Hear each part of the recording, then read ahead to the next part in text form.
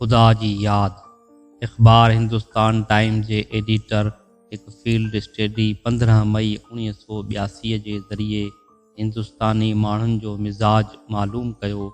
हू पंहिंजे मुताले खां पोइ इन नतीजे ते पहुतो त हिंदुस्तानियुनि जो हाल इहो आहे, जॾहिं का मुसीबत पवे थी त ख़ुदा उन्हनि वटि सभ खां मथे हूंदो आहे, पर जॾहिं हर शइ ठीकु हुजे त पैसो सभ खां मथे अचो वञे ऐं ख़ुदा ॿिए दर्जे में पहुचो वञे। इहा ॻाल्हि न सिर्फ़ु हिंदुस्तानियुनि लाइ सही आहे, बल्कि इहो आम इंसाननि लाइ बि वॾी हद ताईं दुरुस्त आहे।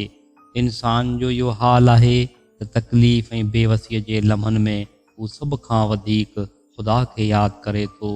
उन वक़्तु हुनजी सॼी तवजो ख़ुदा ॾे लॻियो वञे, पर जॾहिं हालात ठीकु थियनि था ऐं का परेशानी साम्हूं न हुजे त उहे पंहिंजे मादी मफ़ादातनि खे पंहिंजी तमामु तवजो जो मर्कज़ बणाए था छॾीनि।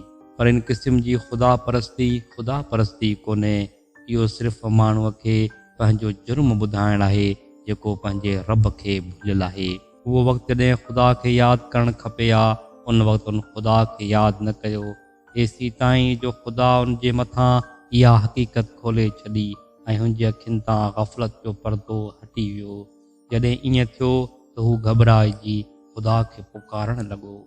इंसान हिकु आज़ाद ऐं बाख़्तियार मख़लूक आहे, हुन खां आज़ादाना ख़ुदा परस्ती मतलूब आहे, न कि मजबूराना। इंसान जो यादि करणु उहो यादि करणु आहे जॾहिं उनखे राहत जा लम्हा मिलनि त उनखे ख़ुदा यादि हुजे।